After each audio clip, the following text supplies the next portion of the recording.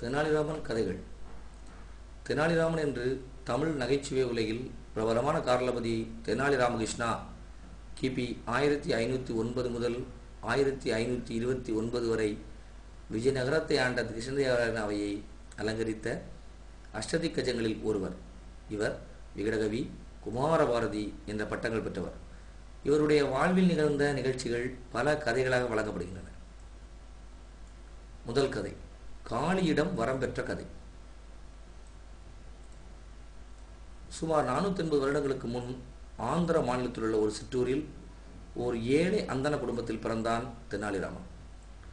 இளமையிலேயே அவன் தன் தந்தையை இழந்தான். அதனால் அவனும் அவனுடைய தாயாரும் தெனாலி என்னும் ஊரில் வசித்து வந்த அவனுடைய தாய்மாமன் ஆதரவில் வாழ்ந்து வந்தனர். தெனாலிராமனுக்கு பள்ளி சென்று படிப்பது என்பது வேப்பங்காயாக கசந்தது. ஆனால் மிகவும் அறிவு கூர்மையும் நகைச்சுவையாக பேசக்கூடிய திறனும் இயற்கையாகவே பெற்றிருந்தான். வீட்டு தலைவர் இல்லாத காரணத்தால் குடும்பத்தை காப்பாற்ற வேண்டிய நிலை தெனாலிராமனுக்கு ஏற்பட்டது. அதனால் என்ன செய்வது என்ற கவலை அவனை வாட்டியது. ஒரு நாள் தெனாலிக்கு ஒரு முனிவர் வந்தார். அவர் ராமனின் நிலையை கண்டு அவனுக்கு ஒரு மந்திரத்தை கற்றுக் கொடுத்தார். அந்த மந்திரத்தை பக்தியுடன் ஜபித்தால் காளி பிரசன்னமாவாள் என்றும் சொல்லி சென்றார்.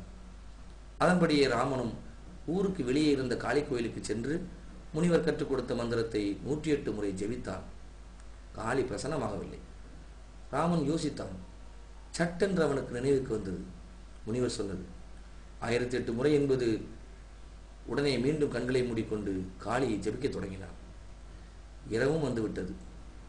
ஆனாலும் ராமன் காளி கோயிலை விட்டு அகலவில்லை. திடீரென்று காளி அவன் எதிரே தோன்றினாள். என்னை ஏன் அழைத்தாய்? உனக்கு என்ன வேண்டும் என்று கோபமாக கேட்டாள் காளி. அவளை வணங்கி எழுந்த ராமன் கைகளை கூப்பி தொழுதவரை கேட்டான். தாயே, நானோ வறுமையில் வாடுகிறேன். என் வறுமை அகலும் வழியும் எனக்கு நல்லறிவும் தர வேண்டுகிறேன். காளி பெரிதாக சிரித்தாள். உனக்கு பேராசைதான். கல்வியும் வேண்டும், செல்வமும் வேண்டுமா? ஆம் தாயே, புகழடைய கல்வி வேண்டும், வறுமை நீங்க பொருள் வேண்டும், இரண்டையும் தந்து அருள் செய்ய வேண்டும் என்றான் ராமன். காளி புன்னகையுடன் தன் 2 கரங்களை நீட்டினாள். அதில் 2 கிண்ணங்கள் பாலுடன் வந்தன. அந்த கிண்ணங்களை ராமனிடம் தந்தாள் காளி. ராமா, இந்த 2 கிண்ணங்களிலும் உள்ள பால் மிகவும் விசேஷமானது. வலது கிண்ணம் கல்வி, இடது கிண்ணம் செல்வம். நீ ஒரு கிண்ணத்தில் உள்ள பாலை மட்டுமே குடிக்க வேண்டும்.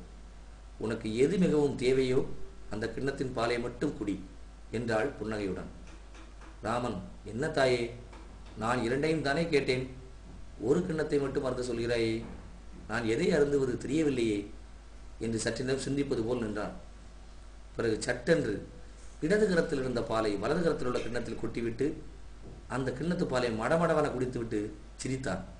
காளி திகைத்து நின்றாள். நான் உன்னை ஒரு கிண்ணத்தில் உள்ள பாலைத்தானே குடிக்கச் சொன்னேன். ஆம் தாயே, நானும் ஒரு கிண்ணத்து பாலைத்தானே குடித்தேன் என்றாள். ஏன் 2ஐயும் ஒன்றாக கலந்தாய்? கலக்கக்கூடாது என்று நீ சொல்லவில்லையே தாயே. காளி புன்னகை புரிந்தாள்.